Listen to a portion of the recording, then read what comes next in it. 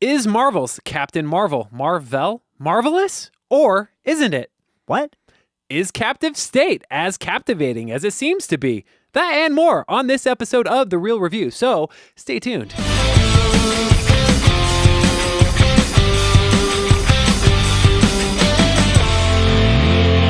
Welcome to The Real Review, sponsored by Parametric and Lazy Ape Studios, where you get some of the latest happenings, real thoughts, and perspectives in the world of film and television. Everybody, I am here with my pal Joel Flurkin Cunningham. Yes, thank you. Yes. That's probably one of my favorite parts of the film. Yeah. It was, well, we'll get into it. Well, yeah, we'll talk about it. But I am here. How about, instead of spoiling things, I'm here with Matt. Objection, Your Honor. Hey. It's so true. I feel like I'm legally qualified to be a lawyer now. You probably are. Are you allowed to talk about specifics of the case? Were you even in the courtroom or anything? Yeah, actually, so basically it was a criminal, aggravated assault robbery. Oh, wow. Yeah. Okay, we should clarify. Matt wasn't having a trial. Right. He was on jury duty. I was on jury duty, and that's actually the furthest I've ever made it. I got selected to be on the jury. Wow. And then I was there for 3 days before they dismissed it for undisclosed reasons. I went all the way through an entire trial. Really? It was a drunk driving trial, right? Oh, wow. And then at the very end of it, I got selected as the alternate. I was like, come on. Wow. Yeah, so I didn't even get to weigh in on what you actually. Went home. Yeah, I mean, the guy was guilty as crud. It was like, I left. They went and it was like 2 hours later at most. They said the guy was like completely guilty. It's crazy. Yeah, but it was pretty funny. It was hilarious. Anyway, so I was out. I didn't get to do. I was basically jury dutying it up last week. Yeah. So I didn't get a chance to talk about Captain Marvel. So that's why the long-awaited Captain Marvel review. Yeah, I think we should do a spoiler place. talk too about it. Oh, for sure. Yeah. I mean, talk about some of the stuff that happened. Totes red with cats and eye patches and things like that. Yeah. Anyways, if you are tuning in for the first time, this is a real review, or if you're returning user, member, congregant, in case you signed up. If you're here with us, thanks for tuning in, guys. This is a real review. So what we do, Joel, is first of all, we kind of approach things from a very from not necessarily very different perspectives, but different perspectives. It's the same world, maybe just different poles, north and south. Yeah. So Joel's a little bit more critical, analytical, detail oriented, can get nitpicky or criticizing or negative at some points in time. So where I'm maybe a little bit more fun-loving, emotional, just want to have a good time. Did it strike me emotionally? We were talking about this. Even the way that you approach the beginning of a film is very different than the way that I approach the film, which we both still get the same, we take the same thing from it. Yeah. But emotionally, it's entirely different. Right. So for you, I'm very emotional with just who I am as a person and very optimistic a lot of times. So I always want everything I see to be really good. Yeah. And so I go in with this oh, please be good. I'm almost anxious. I'm excited, but anxious for it to be good. And if it goes off the rails, I'm like, oh crap, this isn't going the way I planned. It hurts a little bit. Right. But for me, I'm sitting there and I'm watching it the first 15 minutes or so. And I'm like, okay, how's this going? Is it going well? Is it going bad? If it's going bad, I'm like, this isn't turning out too well for them, is it? If it's going good, I'm like, hey, this is better than I was hoping. But that's as far as I go. For me, if it's bad, I'm the whole time, I'm like, okay, it's just a first act slump. It's gonna get better in the second act. Excuse it. And then the second act, I'm like, okay, it's still bad. I think they're gonna take it home in the third act. Are you talking to yourself in this? Yes, it's all. I'm like, just come on, you watch, Matt. I'm cheering you on. I am so for you right now. But then it just lets me down at the end. I'm like, I can't do it. You're that dad on the sideline going, come on, buddy. Yes. You got it. You're laying on the dirt, but you got it. And I'm just there. Well, yeah, maybe they'll do I just want people to win. And when I feel like people aren't winning, I'm like, oh. Yeah. See, I gotcha. We won't have to get into that too much. Sorry, side note, but that's our perspectives. That's what we do. Real review. We put our perspectives together. You get a sense of what a film might actually be. And then you can kind of lean one side or the other. Yeah. That fun stuff. Anyways, so that's what we do. Joel, how can people get connected with us and learn more about us or what we do or what we have going on? Well, some great ways to do that, Matt.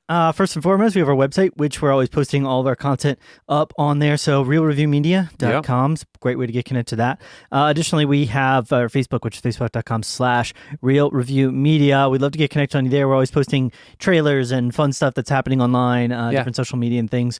So definitely get connected. And then youtube.com/therealreview if you want to watch the video form of this, the vidcast, as I like to call it. We both have we have Instagram and Twitter as well, both at Real Review Media. We're Real Review Media. We're like totally fully connected in all of the verse. And additionally, we have our email address, which we'd love to hear your thoughts and perspectives on stuff that you've had a chance to watch. realreviewmedia@gmail.com is how to get in contact with us. And I want to say we are doing a lot of contests and stuff. Yes, and we have another one we're going to be coming up. Yeah. So get connected with us. You can find out how you can win this stuff. Right. We're going crazy. So Captain Marvel, we took a listener of the show with us. Yeah. The winner of the contest that we had last time. Megan Fishbeck. Yeah. Shout out to you. Had fun hanging out. And had some good talk, movie talk. We are going to do this again. And I think we've settled we're going to do it with Avengers Endgame. I think we're just going all out on this one. Yeah. So we're going to probably post something separate a little bit later explaining the details of that. But Avengers Endgame, this contest, if you get into it, you can go see it. We will buy the ticket for you and concessions, and it'll be super rad. Absolutely. This is like a huge, not just for us, but I mean, it's like one of the biggest movie events happening in like a decade. Oh my gosh, I'm so excited. So anyways, if you saw the end of Captain Marvel, it's just, oh my gosh. Okay, so let's get into it, guys. Let's bring up Captain Marvel. I know it's really through this. It's played out 2 weekends. The movie's already made $700 million. It's on track to hit $1 billion, no problem. A bajillion dollars. But let's talk about it. Let's break it down. Captain Marvel. Okay. Synopsis. Carol Danvers becomes one of the universe's most powerful heroes when Earth is caught in the middle of a galactic war between two alien races. It's got co-directors, so Anna Boden and Ryan Fleck. Written by the same people as well, and a couple other people who've weighed into that also. And then it also, obviously, it stars Brie Larson, Sam Jackson, Ben Mendelsohn, Jude Law, Annette Bening, Lashana Lynch, Clark Gregg, Rune Turret, Gemma Chan, and Jaimin Hansu makes I think that's Lee Pace. His reappearance of sorts. Yeah, exactly. You said Lee Pace? Yes. As well? Oh, Lee yeah. Pace. Ronan makes a reappearance as well. Which is really interesting. And let me just say, I've seen it twice now. Yeah. And my initial reaction was, I liked it. I didn't think it was like really great or like I wouldn't put it in like a very good category. Yeah. I did see it a second time, and I did like it better the second time I put it in the good category. Okay. And I think a lot of it had to do with my emotional like stress before the movie the first time going in, wanting it to be good, like what we had just talked about a minute ago. I gotcha. The emotional impact was still... Me being able to relax about it and knowing the beats and seeing it a second time, I did find more enjoyment, and I did find myself liking it better. So it's kind of a cool thing. Overall, enjoyed it. And it does make me really, really curious and really, really excited at the same time for Endgame. I think it does that part of it justice. I don't know what they could do for a sequel. I mean, obviously, I think they're going to make a sequel to this film, given the profitability of it. But overall, liked it. And what did you think? Yeah. So I went into this trying to be very, I think, open-minded about the film because we've seen so many Marvel properties at this point. And over the last couple iterations of Marvel properties, they've really impressed me with a lot of stuff they've attempted to make happen sound-wise, as far as like the music. They've really kind of tried to do some things, especially cinematography. Really tried to go in some great directions with cinematography. The acting's been on point. The humor's been great. So I was really trying to be more open to this one. I think innately I just felt a little off-put by just introducing another character into the story so far along. Get ready, bro. That's all they're going to do in the next 10 years is introduce 30 more characters. I know, yeah. It's like we've just seen this done so many times and so many iterations, and her character, I'm a bit familiar with the Captain Marvel sort of iterations of the comic book. This is like way down the line is like the history of what's actually in the comic, which I'm totally fine with. They always do that. They don't necessarily go from the very beginning of where it started in the comic. But it was just kind of like, it's for the same reason that Superman generally isn't like my favorite superhero. It's just kind of this character that seems like it's got like, they've got all this power and these abilities, and it's just a very kind of like, it's interesting to see them take on like great, bigger than life type forces. Yeah. But other than that, it's not really that compelling. I think what I got out of this was a mixture. It's a hodgepodge of things, and I was really struggling with how, even though we've had like a week and a half to think about it. Sure. I was really struggling with sort of how to review this film. Okay. But I would say that overall, it was probably a less positive experience than I've had with past couple iterations of Marvel properties. Sure. So how do you feel it? Because I remember the last movie that we disagreed on quite a bit. I think that was a Marvel property. Was Homecoming? Yeah, Spider-Man. Yeah. Better than Spider-Man. Oh, okay. Yeah, I think the main reason for that one was because, and this is going to sound probably really like contemptuous of me, but I know Spider-Man to be a certain thing. Right. And it really felt like they broke out of the entire characterization of Right. Spider-Man to try and make it their own thing. And I just didn't like that. I Okay. didn't enjoy the way that they set it up as like this like Tony Stark-esque Iron Man, Spider-Man guy. Right. And the humor wasn't there. It's just a lot of things. This one, since I've never seen a Marvel film, Captain Marvel film, I didn't really have an expectation of what direction they should take the character in. But I think even in just the basics of the way the film was presented, again, I get why they did it. They were trying to show things non-linearly because I think they were trying to present it in just a new, interesting way. Right. It just felt like this is very choppy and the pacing aspects of things were, the stuff would just happen and go in different directions. And I ended up having to go later and kind of look up certain things that happened in the film just to find out, like, was that purposefully not clear? Like, were they trying to leave that open-ended, or were they just not putting this together in a very strong way? And most of the time, the stuff that I found that I was confused on, it ended up being that they just didn't really have an explanation for it. It just kind of was there, was kind of happening. Okay. Basic things, like how Marvel ended up doing what she was doing over the course of the plot. Not that she shouldn't be. It was good what she was doing, but like, why? Yeah. What was her role in that? How did she get there to start doing that process? I think the big questions that I had that got answered later was this is kind of a minor spoil, but the Tesseract aspect of where that came into the picture, that all became clear, and that was good. But anything having to do with kind of like the struggle and the battle with, the two sides, the two opposing forces, was just left so like, why, how, when, where. And I never got a good answer to that. And then, okay. Additionally, and I know I should start with positives because I feel like I'm breaking right into the negatives. But that's your style, though. Yeah, it is. It's true. Captain Marvel herself, Carol Danvers, felt like she had a very flat, like she had a bit of progress and a bit of a story arc, but it was such a simple little, basically her coming into terms of this is her power. Yeah. It wasn't like she evolved it really to me as a person. And you could make this argument that it was like, oh, her learning to stand up and control her emotions, but that really wasn't, they kept saying that, like she has to learn to control her emotions. She never came across to me as somebody that was struggling with her emotions being an issue throughout the course of the movie. It was really just, she's being controlled by an outside force and she has to learn how to deal with that. Yeah. Which was it's just a very simple story arc. And so her character was just like, and I didn't get a lot of humor from it. I didn't get a lot of funny moments where I'm laughing out loud. There was like maybe one or two moments with, the cat specifically, which were very expected. So anyway, I've talked a lot. That's okay. I'll let you talk more. I did find more enjoyment, and some of the stuff I think bothered you didn't really bother me. I really enjoyed, I did really like her character. I think my favorite stuff was just like her, relationship with Sam Jackson's character. Yeah. And how that kind of played out, and they're just kind of them talking back and forth. Sam Jackson, let me just say something, one thing positive, super impressed. And Marvel is just like stepping it up. I couldn't tell that Sam Jackson's face was like CGI'd younger. Like I couldn't tell that it was CG and Coulson. Yeah, both of them were great. Right. It was incredible. Yeah. I was the second viewing, I was intentionally looking at Sam Jackson's face trying to find flaws in the CG, and I couldn't. Yeah. I was like, that looks like him. It really did. Yeah, really 30 did. years ago, or whatever. Yeah, they did a great job, yeah. It was impressive. Yeah. Very impressive.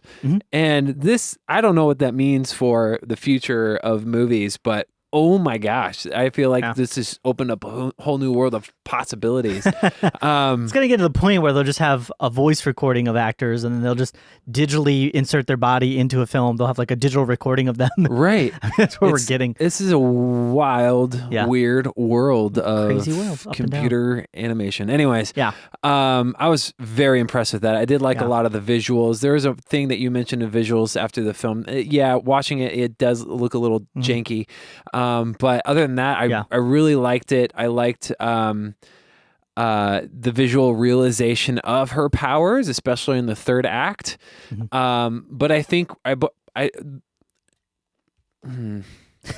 can't talk about it without spoiling the movie. Okay. So we could get right into spoiler talk if you want. Right. Or if you want to talk a little bit more about goods and bads. No. Maybe we'll jump into that because I feel like we can talk about it a little bit more freely. Yeah. Let's do that. Okay, so guys, we're going to jump into the spoiler side of things. Do you want to give our percentage first, or do you want to do that after the spoiler talk? We're going to...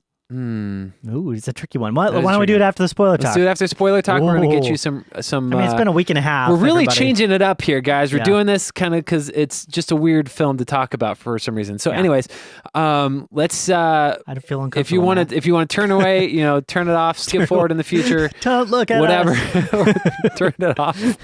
Be ashamed, man. We're gonna spend a couple minutes here just kind of breaking down and just throwing in some spoilers as well. So 5, 4, 3, 2, 1. Thanos wins.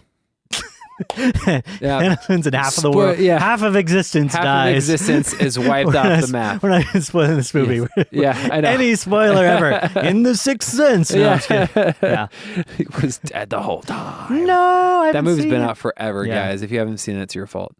Okay, so Captain Marvel. I one thing that I liked but didn't like at the same time. So it's a positive and a negative, and it might be other than the tone of the film seeming kind of blasé at times.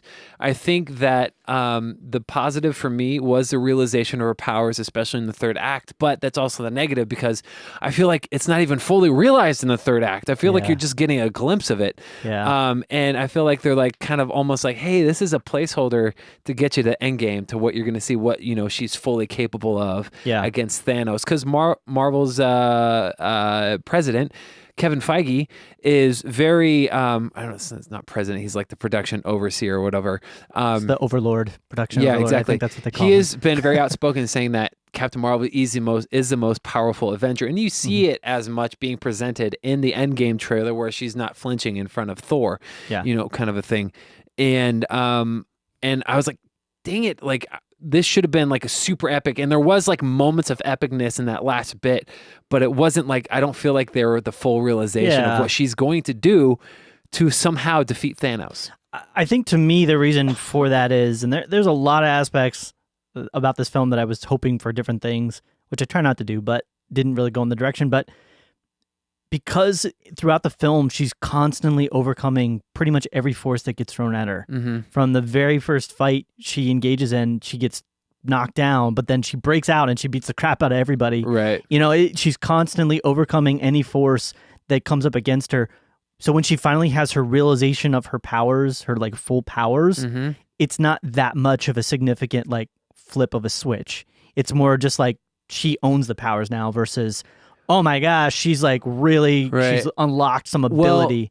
Well, that's kind of the reason that I felt that way. I felt like, I feel different. I felt like the switch was flipped, especially with all the Ronin stuff. Like she just took down that ship by just flying through it, basically. And then, but at the same time, she always had those powers though. But they just kept they were right. She had a governor. She basically kept them in on check, and they could stop them. But she could have done that even before. They basically, whenever she got out of line, they would flip the switch on it. Well, at the same time, it was a psychological thing that's there to protect you. Right. We could take away. But at the same, so what happened in my mind was the flip.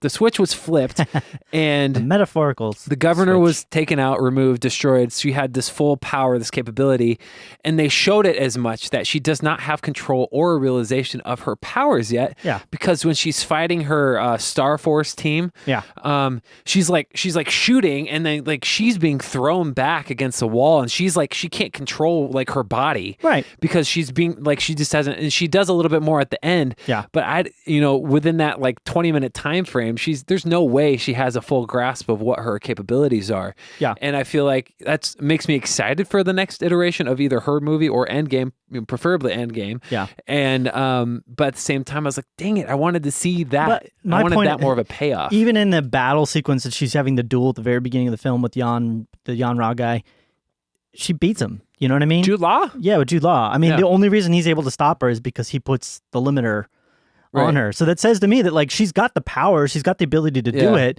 She's just being prevented. Right. So again, when they took the limiter off her, to me it wasn't like, oh my gosh, you've come into your own. It's more of like, okay, you finally have access to your powers. She has access to it, right? But so she hasn't used it. Right. But that's less compelling to me than if she had faced off against some force that she, out of her own innate natural ability, was not able to overcome.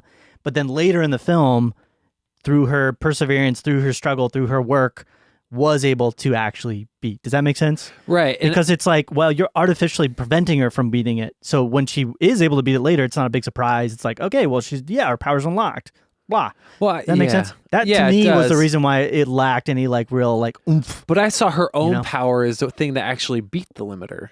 Yeah, I mean, that was the key. That was like her story arc, was that she had to like overcome the limitations that she had in her mind. That was put onto her by this artificial intelligence. Again, but for random reasons. Like some of it never made sense to me, and that's where it started to fall apart. Like, why, when the special drive thing blew up, she got those powers to begin with, and then why they decided to keep her and try and use her instead of just killing her there. Right. You know, why she was like the pick to even drive the plane with Captain Marvel, who wanted to go back to her spaceship, even though she wasn't, Carol Danvers, aware of any of the things that were going on with any of the aliens, why she was part of that to begin with, because they didn't have like a super close reason for putting her in that cockpit to begin with. Like, all those things just kind of happen in the story because, and that was my main problem. Like even the basis of the battle that's happening between the Skrulls and the Kree, I get that there's a war there, and I get that one side is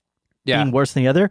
Why are they battling? Like, are they battling over just resources? Are they battling over power and authority? Like, what was the real? Maybe that was in there and I didn't catch it. They wouldn't first bend a knee. Well, exactly. So it's like, but like, are the Skrulls or the Kree known as being like warlord type people? I mean, you have to give some basis for why these actions and people are doing what exactly is that they're doing. And I think to me, what would have been more compelling. And again, I don't want to try and advise on how they should do films.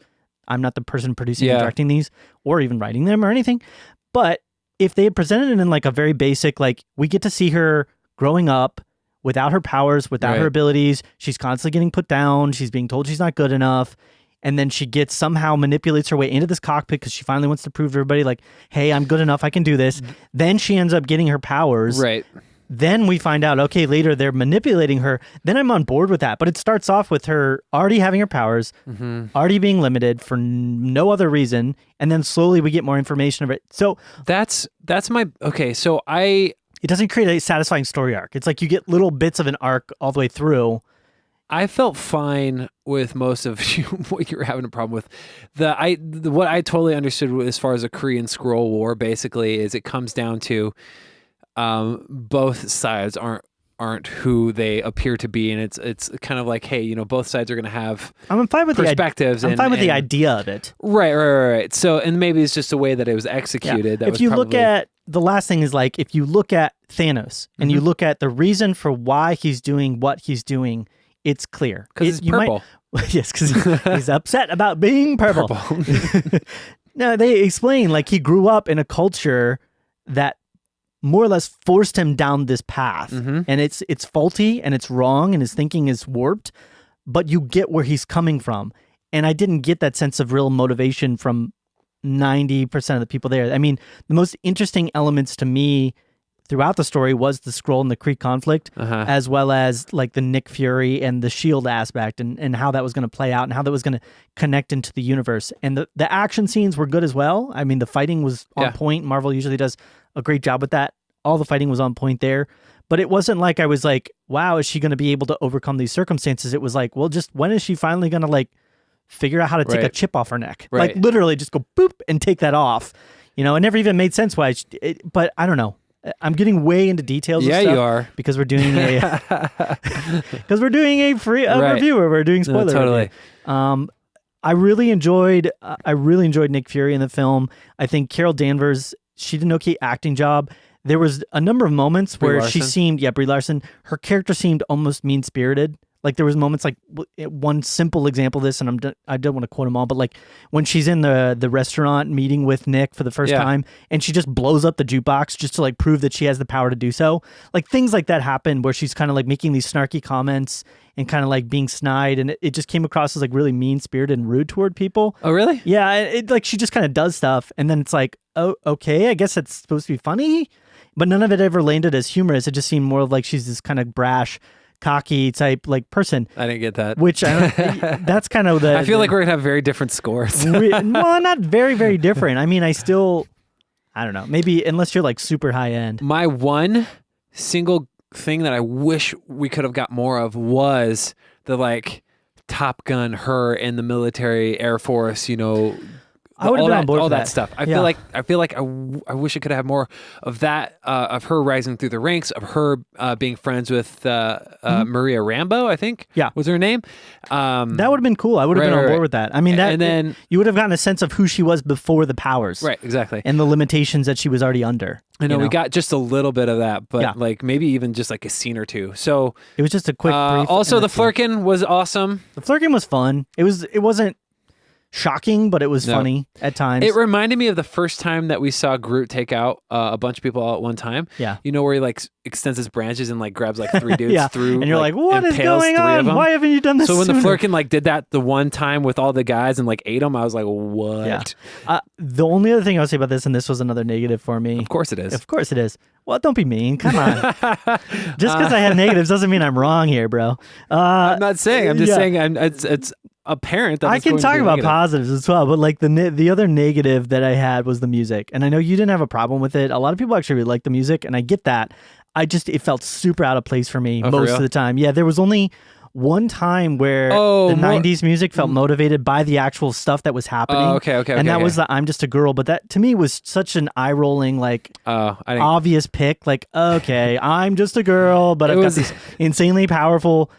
Whereas if you look at one movie that I think does it right, if you look at Guardians of the Galaxy, in both movies, the mood of the music and the tone and the purpose of the music fits within the style of the moment. Yeah. Whereas like this one, she'll be riding a motorcycle and then all of a sudden 9 Inch Nails comes on because it's 90s and we have to have 9 Inch Nails. It's like, that's just the way they did things in this movie, and it did not fit at all for me. It felt very like that's fine. Well, like, hey, we're gonna throw 90s music in. That's fine. I'm fine with it. I'm Just a Girl. I thought it was really on the nose. But, it was too on the nose. But I thought it was okay still. That's fine. So, hey, dude, what are you going to score this thing? I'm going to give it a 79. 79? Yeah, higher than you probably thought. That is a lot higher than I thought. Yeah. It's not a failing The way movie. you talked about it, I was thinking 60s. Well, like I said, I could go into some positives and talk more about positive stuff, but you just wanted to lead with the negatives. Yeah, exactly. Okay, I gotcha. I wanted to have more of a negative review. Okay. But it's 79. I mean, it's still... I'm actually not that far off. Oh, really? Yeah. Okay. I'm actually at like 83. Oh, wow. All yeah. right. So I enjoyed it. I'm excited for Carol Danvers and what she is about to do in the future. Yeah. So I like that's hopefully this has never been a thing where it looks like I just bash on films and then I give them these horrible review ratings. I bash on films, but I try to look at them in the holistic sense of what they are as films. It was competently edited. Yeah. There was no like out of focus shots. The acting for the most part was great. The special effects, except for like the one scene we talked about where she like unlocks her powers and she's falling to the earth. Everything but that looked right on point. And I mentioned the action sequences were really good. The music outside of the 90s stuff was really good for me. The score was cool. But like I said, these are the negative aspects. And so that every single little bit of that chips away at it. Yeah. Yeah. No, I'm excited at the possibility. My least favorite Marvel movie that I've seen lately, and it's not, so for example, let's just say I really like all the slate of Marvel films. I think they've just done a bang up job, stellar through and through. My least favorite one recently was Ant-Man and the Wasp. Yeah. I liked it though. Yeah. Like, I'm not saying it's a bad movie. It was just not, I was just like, it was fun. It's cool. It's cool. I enjoyed it. And I'm okay with not seeing it again. Yeah. I got a good grasp on what it's bringing on to. I did like this one more than that. I agree. So that's good to know. So 79, 83. I got a chance to see a movie that's a little bit more current than Captain Marvel. Mm-hmm. And this movie is Captive State. Sounds similar. And I've been talking about this movie because I like the sci-fi genre. I like post-apocalyptic. I like you know, people trying to survive and like really, you know, because of, you know, alien invasion or, you know, whatever happens, you know, some type of survival tale. Yeah. This movie is I feel so conflicted by this movie because I felt it started off really strong. And when I say started, I mean the first 5 minutes. I thought it started off really strong and I thought it ended really strong. Yeah. But all the in-between stuff, I feel like it was almost a bait and switch because let me do it proper justice by going through it and doing what we usually do here. So Captive State, if you're not aware, set in Chicago neighborhood nearly a decade after an occupation by an extraterrestrial force, Captive State explores the lives of both sides of the conflict, the collaborators and the dissidents. So basically you have the aliens that come down. Let me say this. We have John Goodman, Ashton Sanders, Jonathan Majors, Vera Farmiga, Kevin Dunn, James Renstead, Alan Ruck. So you have these aliens that come down, they hang out, they're like, hey, you know, we want to, you know, we're trying to make things better for you, but, you know, it's very shady. We don't hear a lot about what their real reasons are. And you have people that are sympathetic with them, that work with them. You have people that are against their occupation because they're, you know, they're ruining their way of life or whatever it is. The exact reasons aren't made entirely clear. And the poster alone, like there's this red like dust that's kind of like on the poster, and they make it seem like it's a flare, but it's a very specific reason on there, and they make it very apparent why it's there in the opening scene. That's why I thought it was really strong. When something happens in the first 5 minutes and there's this red dust situation, I was like, oh dang, this movie's gonna be like intense. Like I was like, all right, but then it didn't follow that through. Like you kind of have the main character.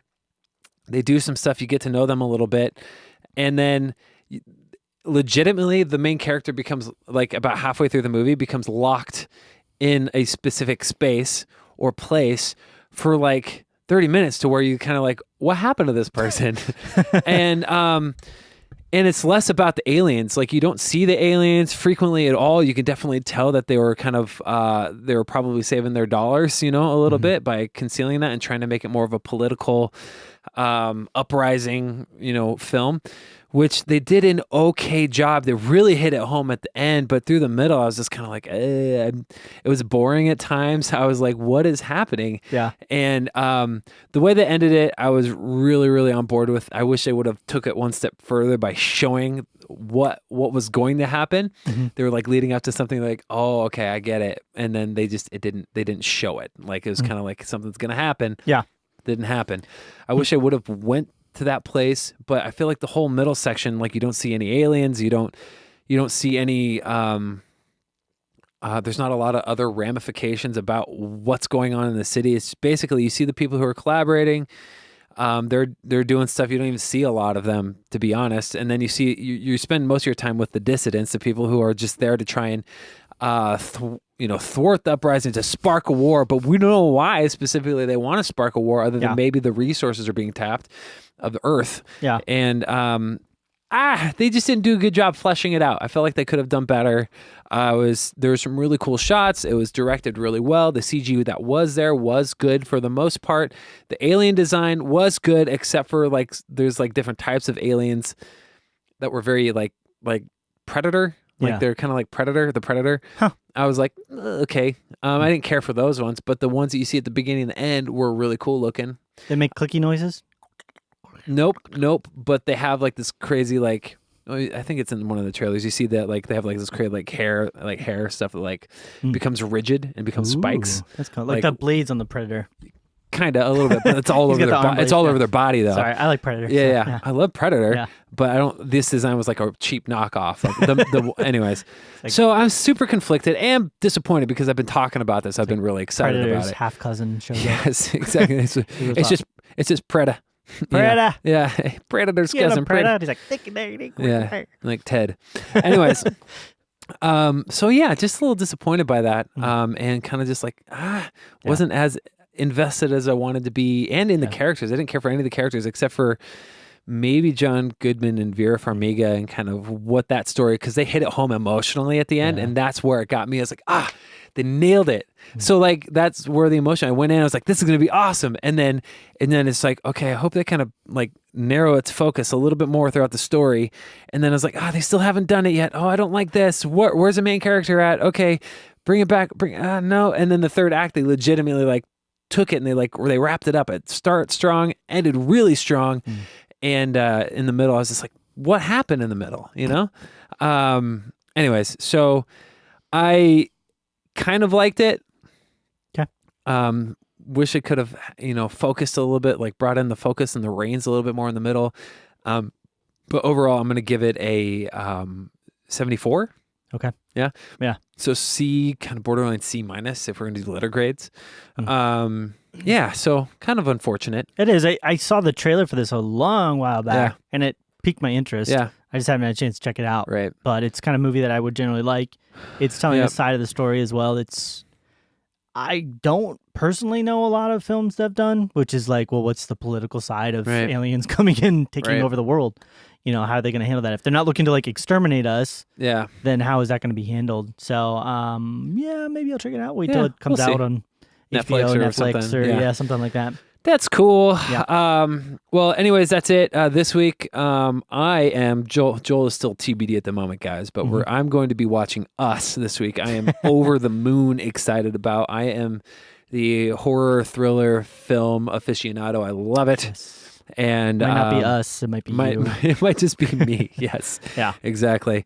But that's going to wrap it up for today. And again, if you want to get tuned in and kind of check us out a little bit more, go to realreviewmedia.com. You can attach or get connected to all of our social media, Facebook, Twitter, Instagram, at Real Review Media, also youtube.com/The Real Review. And also email us. Let us know what you want to talk about. If there's any movies coming up, or maybe we got something wrong you want to tell us about and tell us how to get it right. Yeah. Email us at realreviewmedia@gmail.com. But other than that, Joel, you have anything else you want to add? Yeah, the whole memory thing, like I lost my memory and then it comes back because of one thing, like that also didn't make a lot of sense. I feel like her memory didn't come back completely. It weirdly kind of did, but it didn't, and it's based upon one thing that shouldn't have given that much information about what happened. So, but I will say positive again, if you want, they've done some cool things telling the story of the Tesseract. Yeah. Based upon everything. So if you want, read some articles and check that out. Because I thought that was actually played out really well. Yeah. And it never really made sense how certain things happen. She's basically got the powers of the Tesseract. Well, I'm just saying, like, as far as where it came from and how it ended up there and why it's part of Project Pegasus and da-da-da-da-da. Oh, that's cool. Was all, like the backstory behind it? Yeah. Cool. I have no idea about that stuff. So it fits. Okay. Kevin Feige did a good job with that. So. He's a good overseer. I like him. Yes. He's a good guy. Anyways, anything else you want to add? No, that's it. All right, then. Well, hey, until next time, it's been real. It's been real.